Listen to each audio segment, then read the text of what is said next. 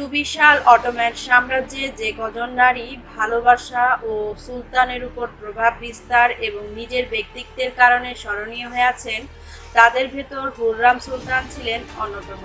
অথচ হুররাম তোপকাকি প্রাসাদে প্রবেশ করেছিলেন একজন সাধারণ ক্রীতদাসী হিসেবে।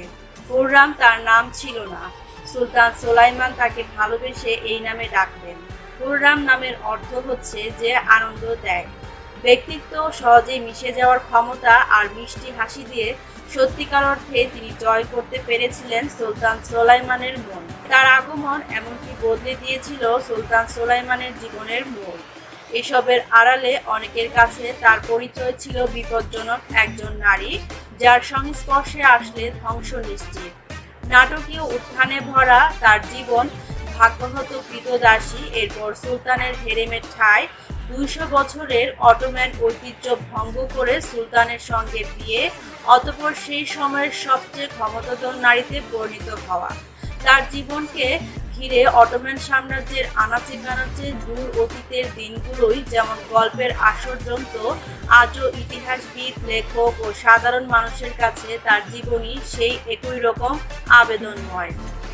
সুলতান প্রথম সুলাইমানকে মানা হয় অটোম্যান সাম্রাজ্যের সবচেয়ে যোগ্য আর প্রিয় শাসক। তার শাসনের প্রভাব ছড়িয়ে গিয়েছিল ইউরোপের বহু দেশে এবং মধ্যপ্রাচ্যে। 1520 থেকে 1566 সাল পর্যন্ত এই দীর্ঘ শাসনকালে তিনি অটোম্যান সাম্রাজ্যকে নিয়ে যান অনন্য এক উচ্চতায়। সুলতান হিসেবে তার যাত্রা শুরু হয়েছিল 1520 সালে। সুলতান সেলিমের মৃত্যুর পর তাকে রাজধানীতে নিয়ে আসা হয় এবং অটোম্যান সাম্রাজ্যের ভার তার উপর ন্যস্ত করা হয়। আর ঠিক এমন সময়ে তিনি দেখা পান হুররামের। হুররামের আসল নাম ছিল রোজালিনা। হুররাম জন্ম নিয়েছিলেন আলেকজান্দ্রাস লিসুস্কা নামে পোল্যান্ডের ছোট্ট একটি শহর রোহাতিনের এক অর্থোডক্স পাদ্রী পরিবারে, বর্তমানে যেটি পশ্চিম ইউক্রেনের একটি অংশ। 1520 সালে ক্রিমিয়ান তাতাররা এই অঞ্চলে আক্রমণ করে এবং সবার সাথে হুররামকেও ক্রীতদাসী হিসেবে বন্দী করে। তাকে ক্রিমিয়ার ক্রীতদাস বেচাকেনার বাজারে বিক্রি করে দেওয়া হয়। পরবর্তীতে অন্য ক্রীতদাসদের সাথে তাকে কনস্টান্টিনোপলে নিয়ে আসা হয়, যেখান থেকে অটোম্যান সুলতানের ব্যক্তিগত হেরেমের জন্য তাকে কিনে নেওয়া হয়েছিল। যখন তাকে হেরেমের জন্য কিনে নেওয়া হয় তখন তার বয়স ছিল 15 বছর। হেরেমে জায়গা হওয়ার কয়েক মাসের ভেতর হুররাম সুলাইমানের নজরে চলে আসেন। তার নজর কাড়া সৌন্দর্য, মন ভোলানো হাসি আর বুদ্ধিমত্তা সুলতানের মন জয় করে নেওয়ার জন্য যথেষ্ট ছিল। হুররাম যতই সুলাইমানের প্রিয় ভাজন হয়ে উঠছিলেন, সময়ের সাথে সাথে হুররামের প্রতিদ্বন্দ্বীর সংখ্যাও বাড়ছিল। তাদের মধ্যে অন্যতম ছিলেন মাহিদেবরান সুলতান, যিনি সিংহাসনের উত্তরাধিকারী মুস্তফার মা ছিলেন। হেরেমের ভেতর হুররামের প্রতিদ্বন্দ্বীরা মিলে মাহিদেবরানের নেতৃত্বে আক্রমণ করে বসে হুররামের উপর। বুদ্ধিমত্তা আর ঐকান্তিক প্রচেষ্টায় হুররাম সে সময় আক্রমণ প্রতিহত করেন। অটোম্যান নিয়ম অনুযায়ী সুলতানের বেশ কিছু উপপত্তি থাকত, যারা কেবল একটি মাত্র সন্তানের জন্ম দিতে পারত। সন্তান জন্মের পর তাদেরকে সন্তানসহ সাম্রাজ্যের বিভিন্ন প্রদেশে পাঠিয়ে দেওয়া হতো।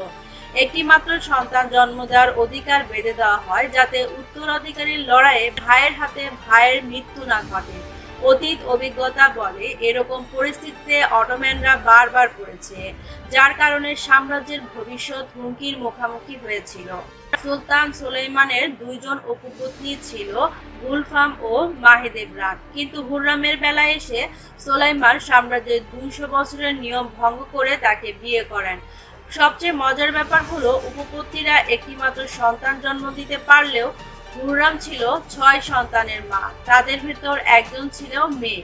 সবার বড় ছিল মেহমেদ, যার জন্মের পর সুলতান হুররামকে হাসিকে সুলতান নাম দিয়ে সম্মানিত করেন, যার অর্থ শাহজাদার মা। মেহমেদের জন্মের পর সন্তানদের নাম যথাক্রমে মেহরিমা সুলতানা, শাহজাদা আবদুল্লাহ, শাহজাদা সেলিম II, শাহজাদা বাইজিদ ও শাহজাদা জাহাঙ্গীর। পূর্বে হুররাম ছিল অর্থোডক্স খ্রিস্টান ধর্মাবলম্বী। সুলতানের সঙ্গে বিয়ের আগে ইসলাম গ্রহণ করেন তিনি। বিয়ের পর হুররাম সুলতানের কাছে নিজেকে একজন ক্রীতদাসী স্ত্রী হিসেবে মেনে নিতে পারছিলেন না।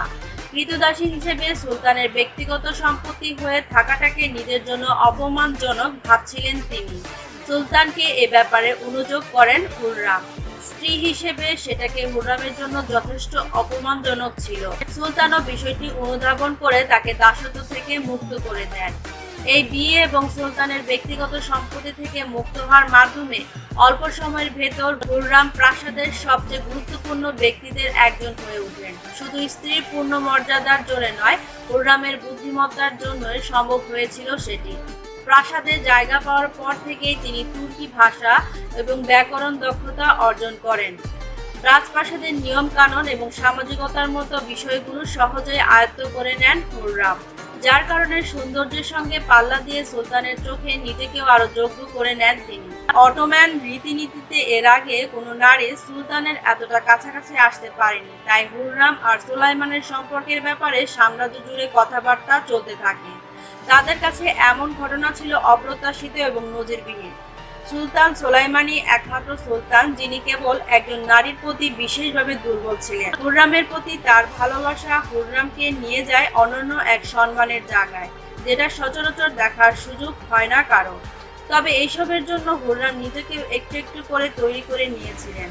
অটোম্যানদের ভাষা, ব্যাকরণ, সংস্কৃতি, ইতিহাস, সাহিত্য, জ্যোতির্বিদ্যা, ভূগোল এবং কূটনীতি নিয়ে বিস্তর পড়াশোনা করেছেন। অপরূপ সৌন্দর্য আর মেধার জোরে তিনি সুলতানের ব্যক্তিগত পরামর্শক হিসেবে নিয়োগ পান। তার কূটনীতিক বুদ্ধি এবং দক্ষতার কারণে অটোম্যান সাম্রাজ্য ও পোল্যান্ডের মাঝে সুসম্পর্ক স্থাপিত হয়, যা টিকেছিল বহুদিন। ইউরোপে ক্রিমিয়ান তাতারদের দূরত্ব বন্ধ করতে হুররাম কার্যকরী ভূমিকা পালন করেন। হুররামের কূটনীতিক প্রজ্ঞা ফুটে ওঠে 1549 সালে পোল্যান্ডের নতুন রাজা সিগমন্ড অগাস্টির সিংহাসনে আরোহণকে অভ্যর্থনা জানিয়ে লেখা পত্রের মাধ্যমে। সুলতানের পরামর্শ সভা সদস্যের ভেতর হুররামের গুরুত্ব ও ক্ষমতা অন্য সবার চেয়ে উপরে চলে যায়। সে সময় প্রেক্ষাপট বিবেচনায় একজন নারী হিসেবে এই অর্জন ছিল অভাবনীয়। সাম্রাজ্য জুড়ে গুজব ছড়াতে থাকে হুররাম একজন ডাইনি। এই ভিনদেশী নারী সুলতানের উপর কালো জাদু করেছে, যার কারণে সুলতান নিজে থেকে কোনো স্বাধীন সিদ্ধান্ত নিতে পারছেন না। একসময় এই গুজবের খবর সুলতানের কাছে পৌঁছায়। তিনি এতে রাগান্বিত হয়ে পড়েন এবং রাজ্য জুড়ে গুজব ছড়ানোর দায়ে বহু মানুষকে মৃত্যুদণ্ড দেন, যাদের ভিতর পরিবার এবং রাজ্যের বহু গুরুত্বপূর্ণ লোকজন ছিলেন। এতে করে হুররামের প্রতি সুলতানের ভালোবাসার মাত্রা স্পষ্ট হয়ে ওঠে সবার কাছে। সুলতান ও হুররামের বিরুদ্ধে অভিযোগ করাকে কঠোর হাতে দমন করেন।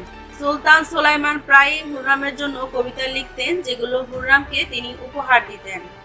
হুররাম সুলতানের এসব কবিতা পছন্দ করতেন। তিনিও সুলতানের কবিতার প্রতি উত্তরে কবিতা লিখতেন সুলতানের জন্য। সুলাইমান সেই সব কবিতা পড়ে নিজেকে আরো চাঙ্গা করে নিতেন, তার কাছে যেন এগুলো সামনে এগিয়ে চলার পাথায়। একজন দূরদর্শী রাজনীতিবিদ হিসেবে নিজের অবস্থানকে সুদৃঢ় করার পাশাপাশি হুররাম ছিলেন একজন জনদরদী। সাম্রাজ্যব্যাপী অসংখ্য মসজিদ, মাদ্রাসা, হাসপাতাল, বিদ্যালয়, ঝর্ণা এবং কনস্টান্টিনোপলের দাস বিক্রির বাজারের পাশে নারীদের জন্য হাসপাতাল স্থাপন করেন। এছাড়াও হায়া সুফিয়া এবং সুলতানের মসজিদের ইবাদতখানার জন্য উন্নত হামামখানা স্থাপন করেন, যেগুলোতে পুরুষ এবং মহিলাদের জন্য আলাদা ব্যবস্থা ছিল। 1552 সালে জেরুজালেমের অদূরে একটি সুপের রান্নাঘর তৈরি করেন, যেখানে প্রতিদিন প্রায় 500 জন দরিদ্র জনগণের দুবেলা খাবার ব্যবস্থা করা হতো। আশপাশের লোকজনও আসতো এখানে খাওয়ার জন্য। 15 এপ্রিল 1558 সালে হুররাম অজানা এক রোগে মৃত্যুবরণ করেন। ধারণা করা হয় তার খাদ্যনালীতে আলসার হয়েছিল। সুলতান সুলাইমানের ব্যক্তিগত মসজিদের অন্তর্ভুক্ত সমাধি কেন্দ্রে সুলতান হুররামকে সমাহিত করা হয়। হুররামের মৃত্যু সুলতান সুলাইমানকে একাকী করে তোলে। তিনি অন্যমনস্ক হয়ে পড়েন, যার প্রভাব সাম্রাজ্যের উপরও পড়েছিল। সুলাইমান নিজে হুররামের কাছে খুবই বিশ্বস্ত ছিলেন, যা টিকে ছিল তার মৃত্যুর পরও। অবশেষে হুররামকে হারানোর 8 বছর পর সুলতান সুলাইমান প্রিয়তমাকে হারানোর শূন্যতা নিয়েই শেষ নিঃশ্বাস ত্যাগ করেন। সুলতান সুলাইমানকে সুলতান হুররামের পাশেই সমাহিত করা হয়। তো বন্ধুরা, ভিডিওটি ভালো লাগলে প্লিজ এই চ্যানেলটি সাবস্ক্রাইব করুন। এরকম আরো নতুন নতুন ভিডিও পেতে এই চ্যানেলের সঙ্গেই থাকুন। ধন্যবাদ।